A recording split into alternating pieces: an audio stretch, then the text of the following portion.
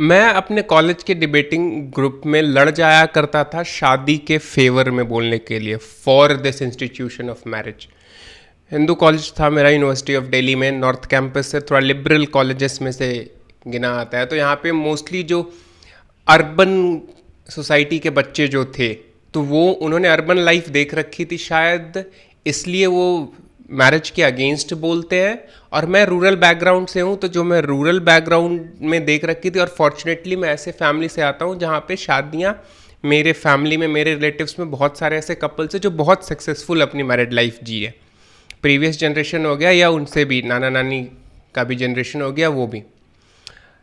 तो मैं हमेशा फेवर में बोलता था, और जैसे जैसे बड़ा होते गया, इस दुनिया को समझते गया और लोगों को देखा मैंने कि लाइफ एक इंसान के लिए इजी नहीं है, बहुत टफ है, और उसमें कोई एक ढंग का पार्टनर मिल जाए तो इससे अच्छी बात कुछ हो ही नहीं सकती।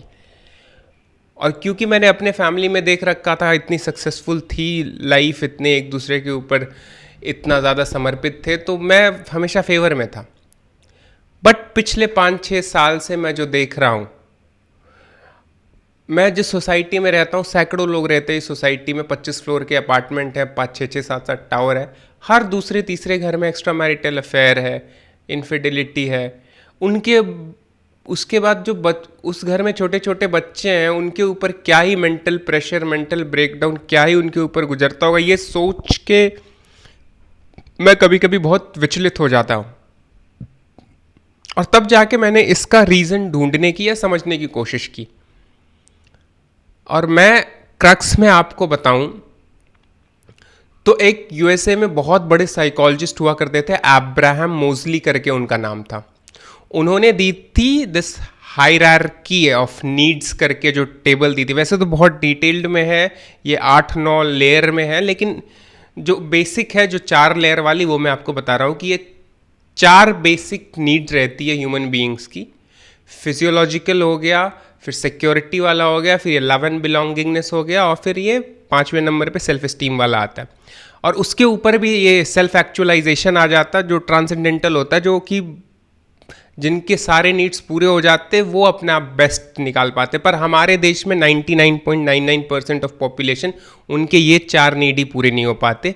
जो सबसे बेसिक वाला है वो है फिजियोलॉजिकल नीड, एक इंसान का, एक ह्यूमन बीइंग का, या फिर एक जीव जंतु का, जो भी लिविंग बीइंग है, उसके होते हैं फिजियोलॉजिकल नीड। उसे भूख लगती है, प्यास लगती है, उसे प्रोक्रिएट करना है, ये उनकी बेसिक नीड है, ये सबको चाहिए।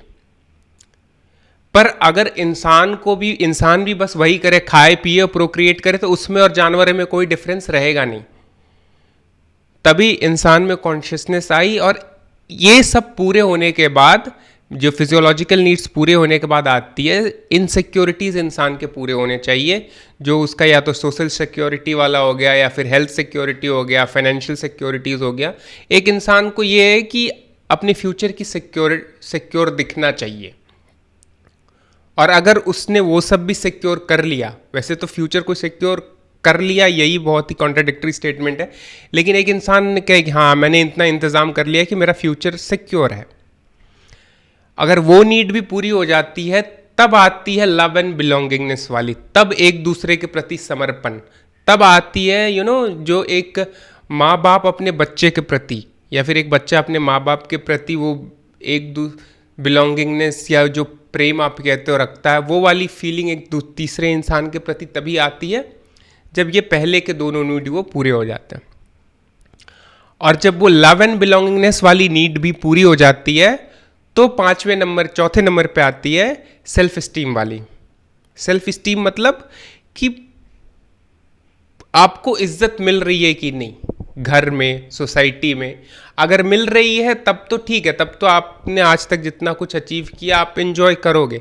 नहीं मिल रही है तो आपको सब बेकार लगने लगेगा कि मैंने क्या ही पैसे कमा के क्या ही की, शादी करके क्या ही की, जब बीवी इज्जत ही नहीं दे रही, बच्चे बड़े करके क्या ही किए जब ये बच्चे हमारी इज्जत ही नहीं कर रहे। तो ये सब करने के बाद अगर आपकी ये स्टीम वाली नीड भी पूरी हो जाती है, तो आप सेल्फ एक्चुअलाइजेशन, मतलब जो परम स्टेट आप जिसे कह लो, कि जिसमें वो अपना best creativity, best decision, best mind, best peace of mind में रहता है, वो आता है सेल्फ एक्चुअलाइजेशन वाला। और ये हमारे देश में जैसे कि मैंने बताया 99.99% ऑफ पॉपुलेशन शायद कभी इस स्टेज पे पहुंच ही नहीं पाते।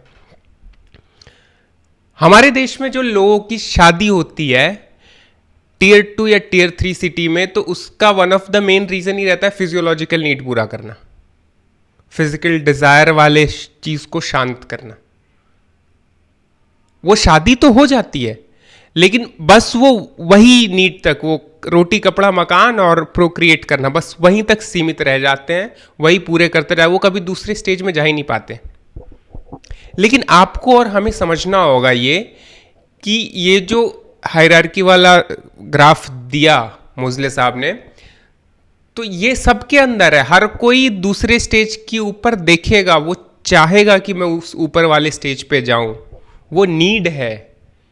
तो भले ही एक इंसान जो सिर्फ अपने फिजियोलॉजिकल नीड पूरा कर पा रहा है, वो अपने ऊपर देखेगा कि मेरी फ्यूचर सिक्योर हो, जो सेफ्टी वाला रिक्वायरमेंट है, उस सेफ्टी वाली लेयर है, उस पर भी जाना चाहेगा, चाहे वो लड़का हो या लड़की हो।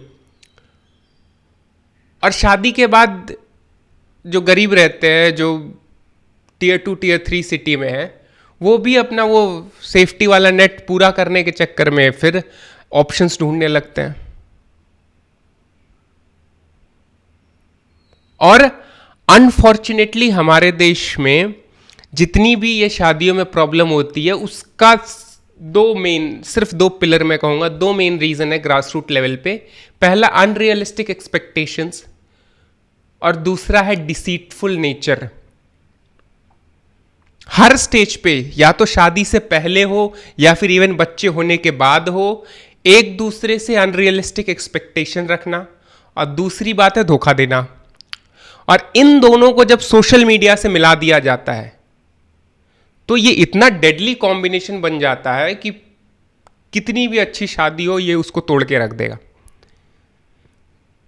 आपको अनरियलिस्टिक एक्सपेक्टेशंस कहां से आती है? दूसरे की लाइफ देखने से आती है।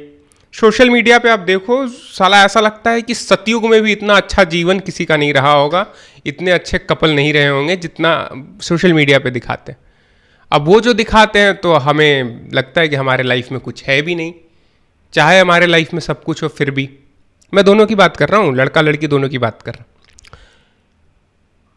और उसी सोशल मीडिया का यूज करके फिर एक दूसरे को धोखा देने वाली बात, एक दूसरे को चीट करने वाली बात, उसी सोशल मीडिया का यूज करके चाहे लड़का हो या लड़की हो, सामने वाले को बेवकूफ़ बनाना स्टार्ट कर देते हैं कि मैं आपकी वो वाली नीड पूरी कर दूंगा जो आपके घर में आपको नहीं मिल रही, जो आपके लाइफ में आपको नहीं मिल रही, और आप ये सोशल मीडिया पे देख रहे हो। पर इन रियलिटी वो हो नहीं पाता, और वो नहीं हो पाता, फिर ये विशेष साइकिल में पड़ जाते हैं। ना तो कभी शादी इनकी चल पाती है अच्छे से, अगर शादी नहीं हुई है तो हो भी नहीं पाती, और अगर हो गई है तो जल्दी चली शादी भी टूट जाती है। टूट क्या जाती है? बर्बाद हो जाती है। और इस सोसाइटी के प्रेशर में, समाज के प्रेशर में आके, या फिर अपने सिर के ऊपर इतनी जिम्मेदारियां, उस चक्कर में आके वो पब्लिकली शादी तोड़ भी नहीं सकते, बस एक दूसरे की जिंदगी और बच्चों की जिंदगी अंदर ही अंदर खोखला करते रहते, बर्बाद कर देते।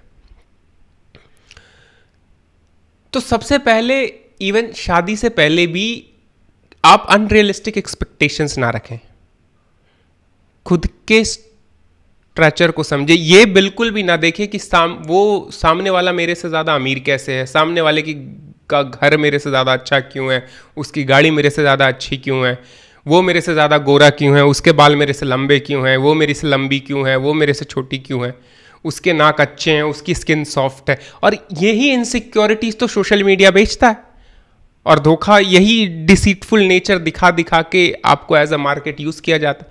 लेकिन वो देख के हम अपनी पर्सनल लाइफ खराब कर लेते। तो ये अनरियलिस्टिक एक्सपेक्टेशंस आप कभी ना रखें। और दूसरी बात, अगर आपकी शादी हो गई है तो ये जो मैंने नीड का ग्राफ बताया, मैंने नीड का आपको ये टेबल दिखाया, ये आप कोशिश करें कि आप चाहे हस्बैंड हो या वाइफ हो, अपने बेटर हाफ को ये पूरा करने की कोशिश करें। ये ह्यूमन बीइंग्स का नीड है। अगर ये पूरा नहीं होगा, चाहे किसी भी स्टेज पे हो, आपने मानी फिजियोलॉजिकल नीड पूरा कर दिया, आप सेफ्टी वाला, इनसिक्योरिटीज़ वाला सेफ्टी नेट है वो भी पूरा कर दिया, फ्यूचर भी सिक्योर हो गया। एक दूसरे को आपने प्यार भी बहुत किया, करते भी हैं, लेकिन अगर आप एक दूसरे को, आप चौथे स्टेज पे आके अगर आप एक दूसरे की इज्जत नहीं कर पाएंगे, उन्हें उनके आत्मसम्मान की रक्षा आप नहीं कर पाएंगे, तो शायद आपने जितना किया है पहले वो भी वो मिस आउट कर जाएंगे, और फिर आदमी कहीं दूसरी जगह वो सेटिस्फाइड नहीं रहेगा, फिर वो पूरा करने के लिए अब दूसरी जगह हाथ पैर मारेगा। मैं दोनों केस में बात कर रहा हूँ, हस्बैंड वाइफ दोनों केस में। तो शादी से पहले, अगर आपकी शादी नहीं हुई है तो शादी से पहले यू मेक श्योर कि आप जिस इंसान के साथ शादी कर रहे हैं उसके साथ आपकी ये सारी नीड्स पूरी हो पाएगी। आप पहले से डिस्कस कर ले, पहले से यू मेक डैम श्योर कि आपकी पूरी हो पाए, क्योंकि ये नीड्स है। आप खाना खाए बिना नहीं रह सकते, पानी पीने बिना नहीं रह सकते, उसी तरह इसके बिना भी नहीं रह पाओगे। अगर आपको लगता है कि आप एक दूसरे के साथ एडजस्ट करके आप एक दूसरे के साथ एक दूसरे की इन सारी नीड्स को पूरे कर पाओगे, तब तो आप करो शादी। और दूसरी बात है, अगर आपकी शादी हो गई है तो आप देखोगे कहाँ पे वो आप मिस कर रहे हो, कहाँ पे वो आप फिजिकली अच्छे से खा पी रहे हो, आपके पास रहने के लिए थोड़ा ठीक सा घर है, आपके पास हस्बैंड वाइफ है। अगर आपकी फिजिकल नीड्स पूरी हो रही है, उसके बाद आप चेक करो कि आप एक दूसरे की फ्यूचर सिक्योर कर पा रहे हो या नहीं, या तो हेल्थ के सेक्टर में हो या फिर या आप एक दूसरे को सोशल सिक्योरिटी बेनिफिट हो, ये आप कर पा रहे हो कि नहीं।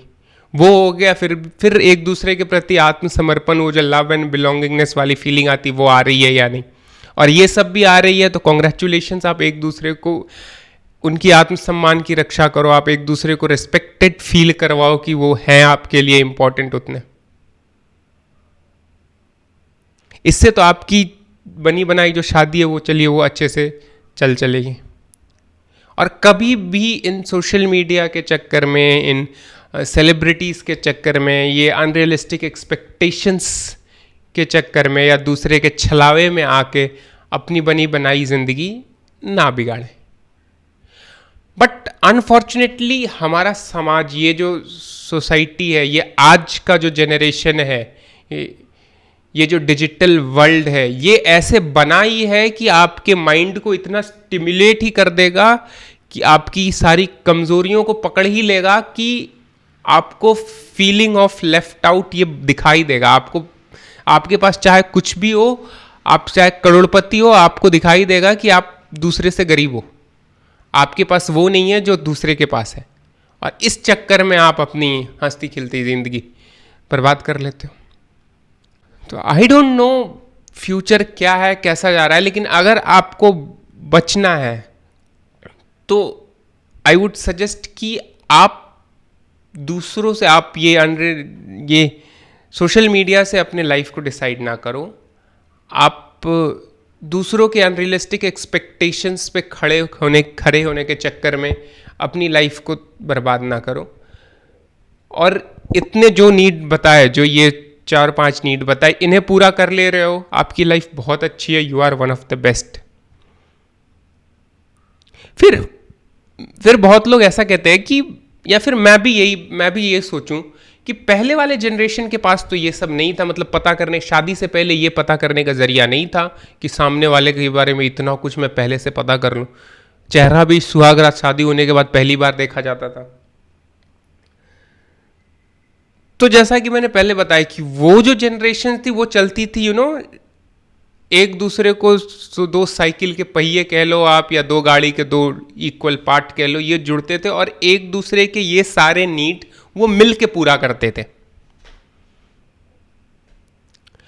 अभी ये सारे नीड्स लोगों के इंडिविजुअल हो गए हैं। पहले शादी हो जाती थी, चलो ठीक है, बचपन में ही शादी हो गई, ज़्यादा से ज़्यादा 15-16 साल में शादी हो गई, मिल के पैसे कमाएंगे, मिल के बच्चों को पालेंगे, मिल के एक दूसरे की जो इनसिक्योरिटीज़ है आगे के बारे में सोचेंगे। और ये करते करते एक दूसरे से इतने इंट्वाइंड हो जाते थे, इंटेंगल हो जाते थे कि अच्छी खासी ज़िंदगी कट जाती थी पहले वाले जनरेशन की। आज के ज़माने में ये जो सारी नीड लोगों की हो गई, ये इंडिविजुअल नीड हो गई है। तुम नहीं पूरा करोगे तो कोई और करेगा। और ये नीड कब ग्रीड बन जाता है, ये जो लाइन है, थिन लाइन, ये हम भूल गए। एक से मन ही नहीं भरता। सामने वाला बेटर के चक्कर में, सामने वाला दूर के घास सुहावने लगते हैं, दूर के ढोल सुहावने लगते हैं, इस चक्कर में अपनी बनी बनाई अपने खुद की ज़िंदगी बिगाड़ लेते हैं लोग। तो प्लीज़ छोटी सी इस मोमेंट्री हैप्पीनेस के लिए अपनी हमेशा की ज़िंदगी ना बिगाड़े। अपने बच्चों की ज़िंदगी, उनके ऊपर बहुत गंदा मेंटल प्रेशर, बहुत मेंटल ब्रेकडाउन पड़ता है, वो पूरे ज़िंदगी का जख्म घाव आप उन्हें दे देते हो। तो अपनी शादी को प्लीज़ बचाइए, और अगर आप नहीं बचा सकते तो उससे निकल जाइए परमानेंटली। लेकिन रोज़ रोज़ की घुटन से मारना एक दूसरे को और बच्चों को, ये सही नहीं। या तो आप पहले शादी ही ना करो, आप उसके लिए रेडी ना हो तो। और अगर आप रेडी हो, आप देख रहे हो कि आप खुद के सारे नीड पूरे कर पा रहे हो और अपनी सामने वाली बीवी के, धर्मपत्नी के या फिर पति के आप ये कर पा रहे हो, तब तो आप वेरी गुड, कॉन्ग्रेचुलेशन, शादी करो। और एक बार कर लो तो live a very happy peaceful life, क्योंकि आज के ज़माने में वही सबसे स्कार्स है, वही सबसे कम है। Please pin down your comments, आपको क्या लगता है इस बारे में। I would love to hear from you. Thank you.